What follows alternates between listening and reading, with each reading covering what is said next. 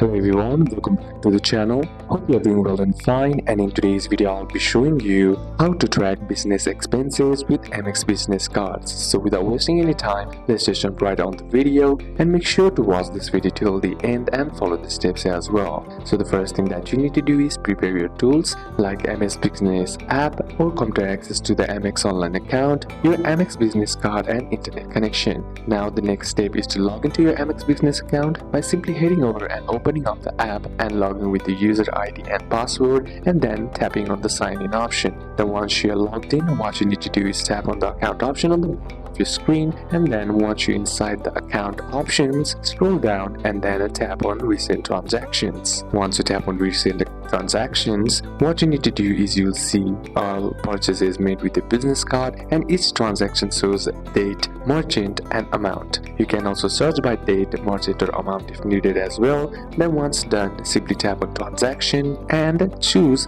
add category or assign expense type. Then common categories for business are travel, meals and entertainment and office supplies and utilities.